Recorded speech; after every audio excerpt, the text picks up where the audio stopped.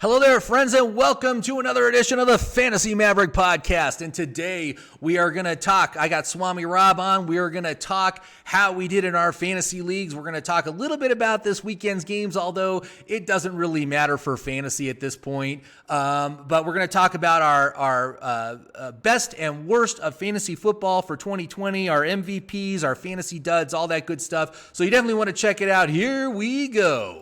Listen up. It's time for the Fantasy Maverick podcast, starring the guy who's going to help you win that fantasy championship, Jimmy Maverick.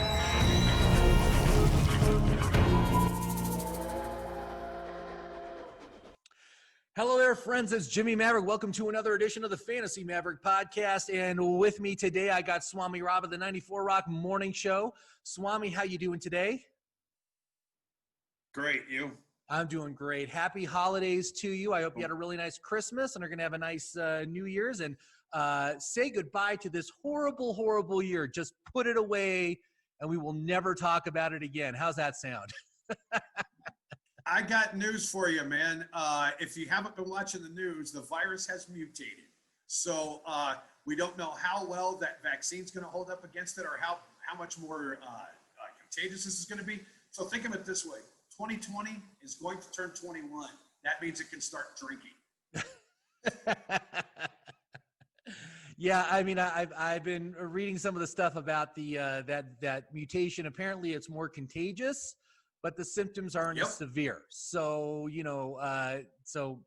I'm just ready to get back to some semblance of normalcy, and hopefully next year a normal football season with a preseason and people in the stands and all that good stuff. You miss it. I didn't realize how much I missed it until this year, and it'll be nice for that to happen. Another big thing that's going to happen next year, which I read about, is that they are going to go to a 17-week season. So that means fantasy is going to be 1 week longer next year, and that's a good thing too. So it's exciting to see. So.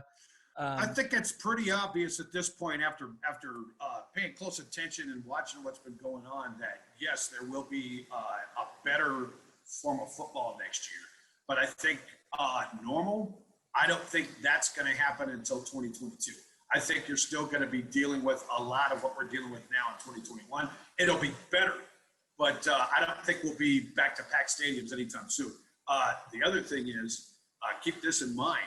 It's going to be real interesting to see if a vaccine proof is required to gain entry into these studios or to concerts, because we've already talked about some of that at the station. We've been talked to about that. And don't be surprised if that's instituted, which is going to cause an uproar. So I don't know how many people are coming out. I would imagine most people would, but I don't know if they'll allow entrance. So I guess the only thing I can take from this football season is thank God we had it in some form, because that's kept my mind, semi-engaged. I'm not a big binge watcher, okay? So right. If there's not football on, I'm probably not sitting in front of a TV. So I've had a Monday night game, a Thursday night game, sometimes a Tuesday night game, a Sunday night game, all day Sunday, sometimes Saturday, and that saved my butt. Yeah, definitely. And this week we've got both Saturday and Sunday games. So there you go. So we got the whole weekend planned.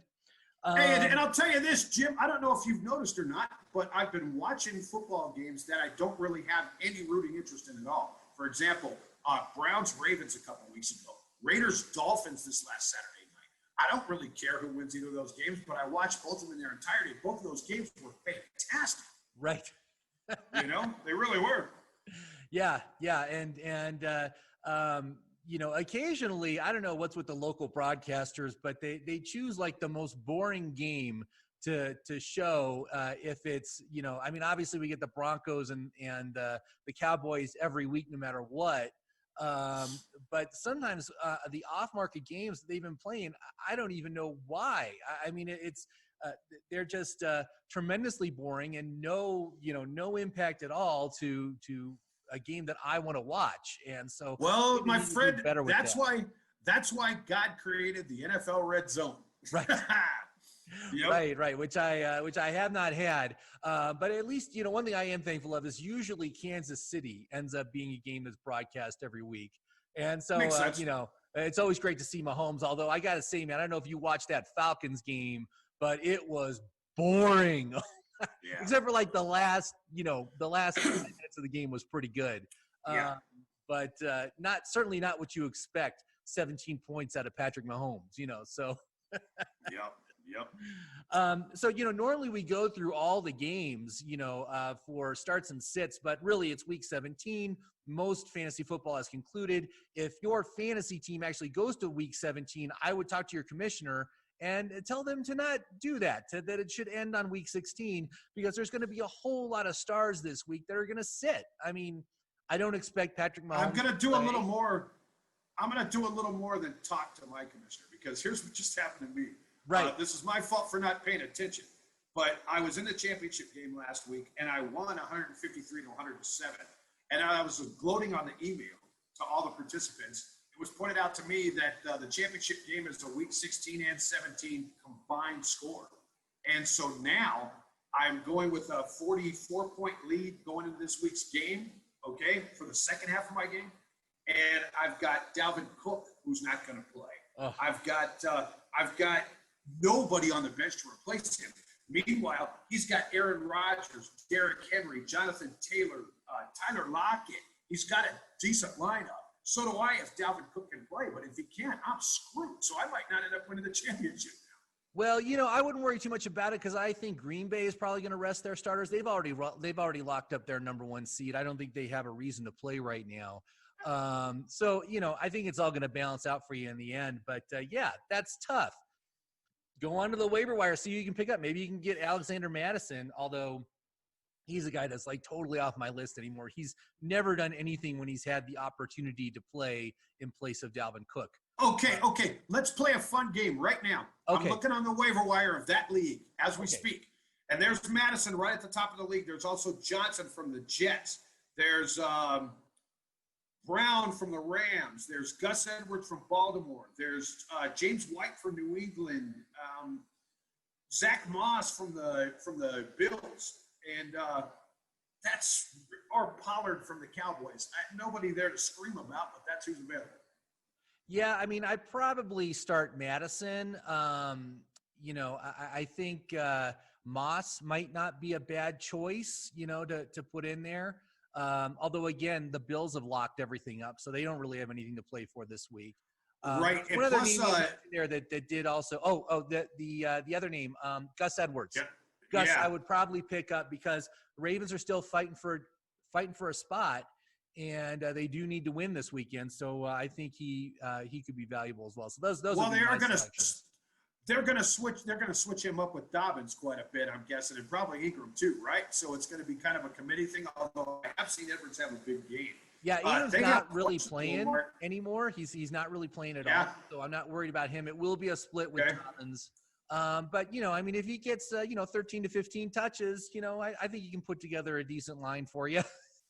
He's not going to do what Cook does. But well, I'll tell you what. I'm going to add Madison right now, and I'm looking at and I'll drop Lindsey easy because I haven't dropped him yet. Right. Save, confirm.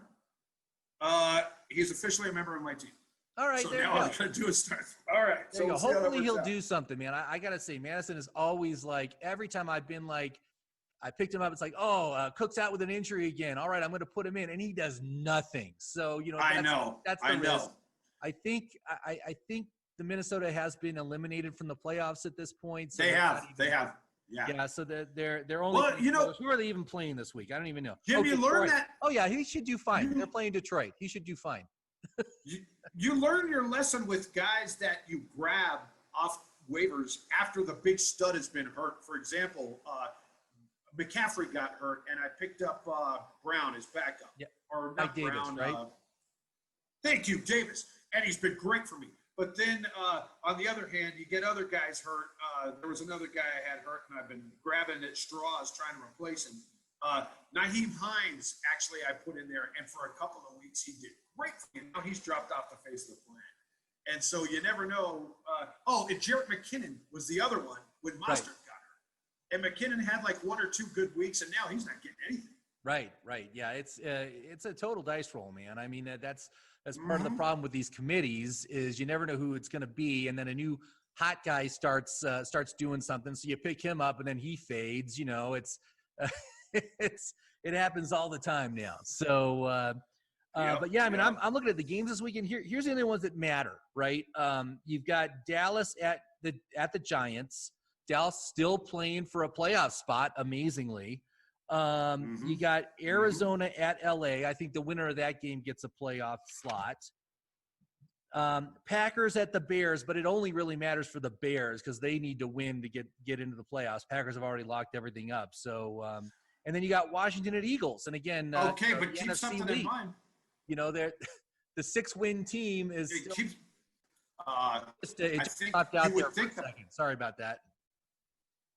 Yeah, sorry. I think with the Packers, there's really not any incentive to play a lot of their studs, except they are playing the Bears. And it would probably be pretty fun to send their old rivals home. So for that reason alone, maybe they let Rodgers play at least a half. Who knows?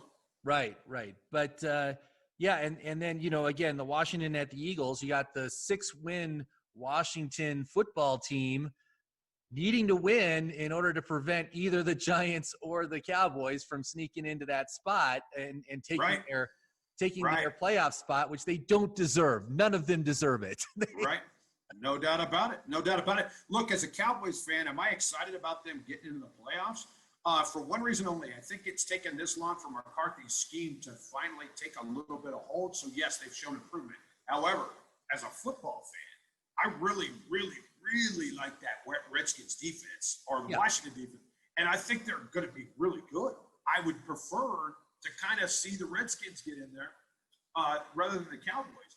But I won't bitch about the Cowboys. But I think Washington they may deserve to be there a little. Yeah, I mean, they had that little 3-game win streak right towards the end of the season, and they beat the Steelers. And you're like, oh, these guys are totally turning it on. They're going to get in there. But now, they just fired Dwayne Haskins. Who knows if Alex Smith is going to be ready to play? I hope he is. And they've lost 3 in a row now, so now they're 6-9. Yes. And it's just sputtering into, whoever ends up in there's not going to playoffs. That's what's going to happen here.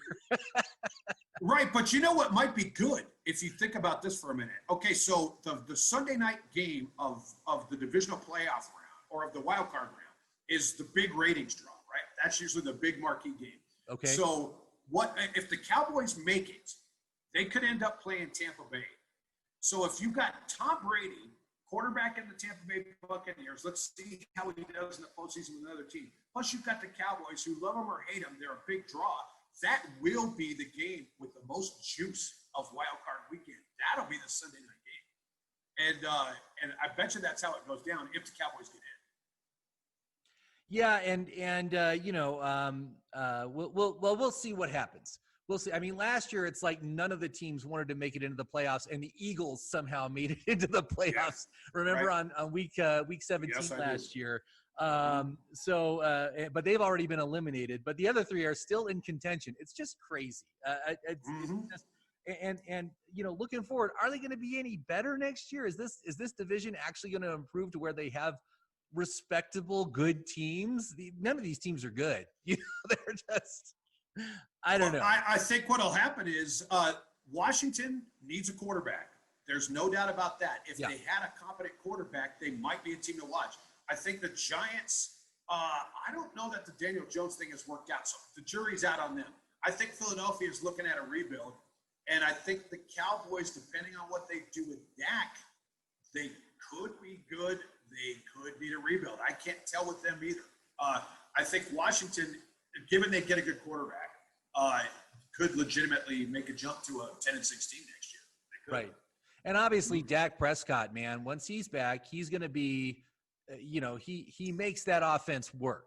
And so just having him back will drastically improve the fortunes of the Dallas Cowboys. But I mean, it does look like rebuilds all around. Kind of, yeah. And if you're a Giants GM, are you going to want to go in front of the New York crowd and admit that you whiffed on Daniel Jones? Because you might have. And I bet that's the last thing he wants to do. So I bet they give him one more year. I think they will. But you might find out that he really is not all that. And I thought he had potential to for a while, but who knows? Yeah, and here's another question, man. Are you interested in Saquon Barkley for next season? I mean, he just did not look good in those first couple of weeks before he got injured, and he's going to be a first-round pick next year. I'm guessing he's going to be probably around 5th or 6th overall. Would you take him? I mean, do you trust that he can come back? Because he's had kind of dud seasons in a row after that awesome rookie year. No. Yeah. No. I don't think I would swing on. I wouldn't take Barkley probably. I definitely wouldn't take Zeke. Yeah. And I'd even wonder about McCaffrey at this point. You know, I'm just so bitter with the guy for not doing anything for me this year after I used a first-round draft pick on him, obviously, that I don't know how I'm feeling about him now. Yeah, I mean, I'm most comfortable with McCaffrey for next season. Yeah, I mean, when he has played, dude gets 30 fantasy points. I mean, it's like he is rock solid, and he just was hampered with injury this year. It happens. But of those three, I'm most comfortable with McCaffrey. Kind of not really interested in Barkley, and Zeke needs to just fall to the 2nd or 3rd round for me to consider him even. I mean, it's just a real disappointment. Although he could bounce back nicely if Dak is back next year, but I think I'd rather have Pollard. To tell you the truth, I think I'd rather have Pollard. I think it depends, because here's the problem, man. Even if Dak does come back, Zach Martin is going to be the only offensive lineman that's going to return. The Cowboys' offensive line is very much in flux. So it's not necessarily a Dak thing with Zeke. I think it's who's he going to have blocking for him, because that went from one of the best offensive lines in football to piecemeal in a year. Right. And that's something to consider. So we'll just have to keep our eye open to what happens with the draft and with off season. We've also talked about how Zeke is a potential cut candidate for the Cowboys to save cap space next year. And why not just go with Pollard? Pollard's been excellent. I mean, I don't know.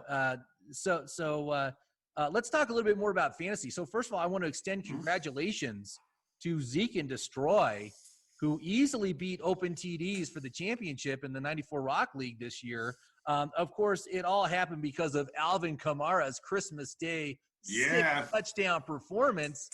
Yeah. Did you have Kamara in any of your leagues? I had somebody that I was playing that had Kamara, and I got eliminated from the Final Four because of that game. The consolation game. Sorry. I could have had third, and I ended up in fourth because of Kamara. Although I have to say, I did make it close. The rest of his team was just kind of meh, but Kamara blew up so hard, it was obvious to me he was going to win the game. Yeah, I mean, I got to tell you, man, that this season, it's usually not like this, but this season, there was like a very narrow path to victory, and it usually hinged on if you had between the 4th and the 6th pick, because who were the guys that were taken in that range? It was Kamara, it was Dalvin Cook, and it was Derrick Henry. It was those three guys. And when you look at the first round players, it was terrible. It was a terrible year. In the first 2 rounds, let me run down. Here's the top 12 that was taken in the draft in the order they were taken, right? You had CMC and Barkley. Both those guys basically lost to injury the whole season. You had Zeke, who was a huge dud.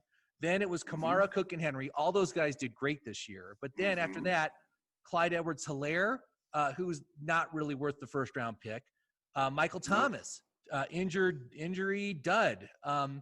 Devontae Adams did very well in 9th. Great. Yeah. But then you had Mixon, complete dud at 10. Chubb, who was very good in the games he played in, but missed a lot of time in the middle of the season. So that really hurt your fantasy team. And then Julio, again, injury dud the whole season. That means there's only 4 out of the top 12 that actually did anything for any fantasy team. And then the second round wasn't much better. It circled around. Yeah, Tyreek Hill, he did great. Josh Jacobs, who was decent. He was good. Sanders, dud. Kelsey did good. Drake was very much a dud compared to his draft position. Hopkins did really well. But then it was Eckler, Godwin, Carson, Kittle. All those guys lost tremendous amounts of games to injury. Aaron Jones did very well, and then Gurley, who was again a total dud. That's the top 24. So I added it all up, and there's only like 9 good players And it's easy to see how the guys that were picking 4th, 5th, 6th would circle around. And if you grab someone like Kelsey or Hopkins or Jones, you dominated. I mean, that's really what it came down to. If I'd have had the heads up that Davante Adams was going to do what he did this year, there's a reluctance for a lot of people out there to draft a receiver in the first round. Got to get a running back. Got to get a running back. And for the most part, that's true. But, if you'd have had Antonio Brown in the first round 4 or 5 years ago, or Davante Adams this year, or even Julio Jones 3 or 4 years ago, and I might have thought, if let's say I had the 4th or 5th pick in the draft, right, in the first round, and Davante Adams was sitting there, I could have seen myself saying, I better be safe, and I think Miles Sanders might have a big year, so I think I'll go with him. And if Davante's still sitting there in the second round, I'll grab it. But yeah, look what an idiot I'm like, Yeah, Adams did fantastic this year. Geez, what's he at? 17 touchdowns right now? That's crazy. Yeah. But I was looking at all my teams, and what teams did best? Well, it was the teams I was picking between 4th and 6th. And then I had a bunch of teams where I had either the 9th or 10th pick, which is a very tough draft position to have. The only team of that really did well was the one where I went 0 RB, and I actually went Kelsey with my first pick, and then I circled around. I got Mahomes with my second pick, so I had those guys stacked. And then I went from there, and I grabbed Thielen, and I got Keenan Allen, and so that team did really well, and I won that league because of those first 4 picks, and just avoiding all the running backs. Essentially. I've discovered this year that I'm a big fan, and I've played in one before, but the auction style draft ended up being really good for me. Now, I spent most of my money on Zeke Elliott, so that was kind of a bust. But I still ended up with Russell Wilson and Tyreek Hill and Cole Beasley. And then I played the waiver wire real hard in there and got Davis from Carolina, got CeeDee Lamb, ended up with Gronkowski at tight end, Koo at kicker. And my auction league team actually did really well. I kind of like the auction format now. I've done it 2 or 3 times, but this year I think I finally got it. And I really enjoyed it. Yeah, I've never played an auction league. I've helped with a couple of auction leagues, and I've done some mocks using the auction format. It's very interesting. It's cool. I do like it. Although the thing is, I like to get bargains, and once a player hits a certain threshold, I'm like, I'm not even going to bother, even though that player is valuable and definitely worth the money. I just get it stuck. Well, let me put it to you this way: overpay for players, and so I'm just sitting there as everyone else is buying players, just waiting for the bargains to show up. Yeah, but here's the thing. You get a $200 set out, and I spent $68 on Zeke Elliott for my first pick, okay? And then after that, I played it real tight. I ended up getting Russell Wilson for like $10. And so you could swing and miss real bad with the guy you spend most of your money on. But after that, I was surprised how many guys were sitting there for a reasonable price, and they paid off great for me. Yeah. So, well, that's cool. So, so I wanted to just kind of go around and just ask you, for you, who is your fantasy MVP this season? Who is the guy that helped you out the most?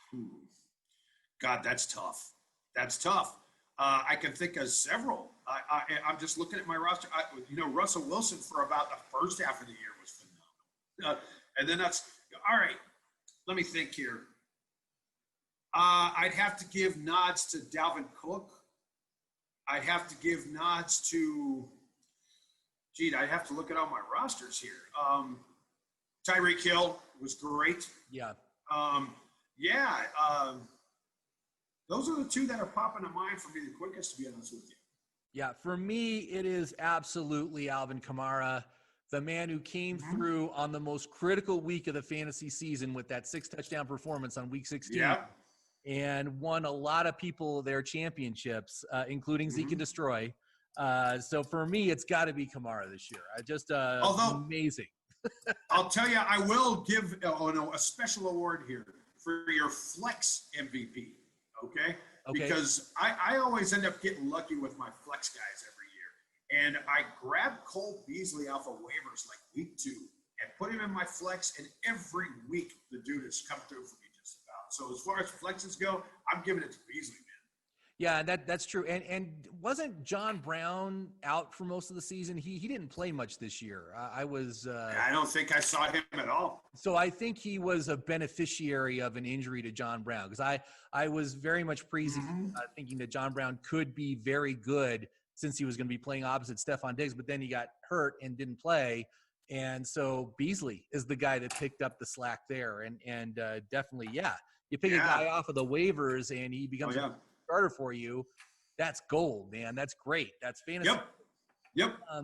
So for you, let me ask you, who is your biggest fantasy dud of this year? Are we basing it off of injury, or are we basing it off of just poor performance?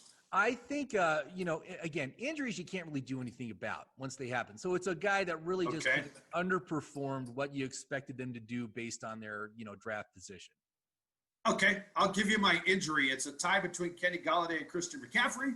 And for my underperforming, Jonnu Smith, hands down. Oh, Jonnu Smith. Yeah, for me, it's Zeke. Hard to argue with that, too. I felt like I was a super genius in the 94 league because I picked first, remember. I had the first pick, and I bypassed CMC and Barkley. And so both those guys were down by week 2. And I'm like, yeah, see how smart I am at fantasy football? And then, of course, he just went into the toilet. Although he has come back a bit at the end of the season here, but it was still just a massive disappointment and just something where I don't know if I can trust Zeke going forward. I don't think I can. I don't think I'm going to have my rosters going forward from this point out. And it's a shame, because I love Zeke. He's been one of my favorites in the league since he joined the league. But I don't know. Is he past his prime? Is he even going to be a Cowboy next year? That's the big question. Now, who is your biggest fantasy surprise? Like a guy that you did not expect to do as well as he did? Darren Waller? Waller, yeah, definitely. Yeah, he was great. He's had a big year. He had a couple of huge blow-up games and was very good from the tight end position. The only tight end worth talking about outside of Travis Kelce. Yeah, exactly. He was real good. As far as anybody else, let's see. Oh, well, Mike Davis, of course. Grabbing him when McCaffrey went down and not knowing what to think. And, a lot of times he came through real good. So I'd give him a nod, too. Yeah. For me, it was Stephon Diggs. When he was, bitching about his volume of passes that he was getting in Minnesota, and then they traded him to Buffalo, and they just traded him to another low-volume pass offense, a run-first offense. Right. And then look, that guy goes out and just explodes every week. Just fantastic, man. He was like a top 3 wide receiver this season. Just amazing, his connection. And that's the other thing. I don't like players that switch teams in the offseason. But boy, I got to say, man, it was not a problem for Diggs. He had immediate chemistry with Josh Allen and just blew up. And same thing with Hopkins. But Hopkins has always been kind of quarterback proof. He's good no matter who the quarterback is. But that was a big fantasy surprise for me. So final question for you then is, who is your biggest fantasy miss? Like a guy that you thought was going to be huge this year and just it didn't happen. Well, again, I got to ask, is it an injury thing or is it just an underperformance? I think underperformance. Again, injuries are just, you can't do anything about that. When it happens, it's just bad luck and you just got to ride it out. But a guy that you thought was going to be huge and just, just kind of blah. Man, that's tough. I don't know that. All right, second half of the year, Russell Wilson. After the first half he put up, he was pretty blah the rest of the way. And obviously Golladay was that's a tough one, man. I don't think anybody that I thought was going to be huge ended up really stiffing. Everybody that I thought was going to be huge. There's some guys that were feast or famine. There'd be weeks where Mike Evans would kill it for me and weeks where he disappeared. He was kind of, but that'd probably be about it. Yeah. For me, it's Kenyon Drake. I had huge expectations for Drake this year. He was the big thing I thought was like he was going to be a huge part of the passing game. That's what I thought. I mean, I'm like, he's going to get some decent work on the ground, but his value is that he's going to catch a lot of passes from Kyler Murray, and that did not happen. And several just inexplicable duds as far as running backs. Like when Gurley went to Atlanta, I'm like, this is perfect. I mean, he's probably only going to get about 800 yards on the ground, but he's going to probably catch 50 passes, right? And so he's going to be really valuable. And they just don't even target him. I'm flabbergasted. He'll get like 2 targets a game. I'm like, what are you doing? That's one of his strengths, and so both those guys, I thought would be a lot more valuable for fantasy for being involved in the passing game. And then they were just ignored. And that really obviously makes a huge difference in your fantasy leagues, especially if you've got any sort of PPR going on. So that was my answer for those guys. And I just thought of something else, dude. If you're going to talk about a surprise, like you talked about earlier, now my team in the 94 Rock Morning Show League really kind of didn't do a whole hell of a lot. I had a lot of guys get hurt. But one guy that I grabbed off the waiver wire that I didn't expect anything from and was a huge surprise was Justin Herbert. I forgot about that. Oh, yeah. I got him. He ended up doing great. I left him as my starter after I picked him up week 3 off the waivers, and I left him in the rest of the year. Right. Yeah, he wasn't even the starter at the beginning of the year. Remember, it was Tyrod Taylor, and then Taylor got hurt in like week 2. He went in, and it's like they never looked back. And I knew that was going to happen once it did. I mean, I did not expect Tyrod Taylor to do anything more than about maybe 3 or 4 games anyway. Yeah, right. But, I mean, he's, they've got great offensive pieces with the Chargers, and so that's great for fantasy. I think next season, I think he's going to be a great option for a quarterback you can get late. It's going to be an every week starter for you, and so he's definitely going to be a guy going to be on my radar for next season when I'm looking at when I want to take a quarterback, because I always like to take him late. I always like to get a quarterback late. Yeah. And like this year, Josh Allen was one of those quarterbacks you get late, and boy, did he pay off in spades, right? Yep. And I'll tell you something else, man. Fearless prediction towards next year. But provided there's not a coaching change, because I think this coach is getting beat up way too much. If 4 or 5 guys get healthy, the Chargers are going to be sneaky good next year. I think they can even threaten Kansas City for that division if they're not careful. So if Herbert keeps progressing. Right. And also just the injury bug on the team. They are just cursed with injuries because they've got some great defensive players and they got some great offensive players who just can't stay healthy. You can't stay on the field. So, anyway, Swami, we are at the end of the fantasy football season, and I want to thank you for participating as part of this thing. And what I'm going to do is I'm going to take a few weeks off. I'm going to enjoy the playoffs and the Super Bowl, and then we'll be back talking about 2021. And I'd like to have you back when we can talk players and, players that we like for the upcoming season and changes and maybe the draft, the NFL draft and all that. But I wanted to thank everybody out there for watching this and for, leaving comments and liking the videos and subscribing. And so, again, if you have any questions about any of the players we're talking about today, just leave a message down below.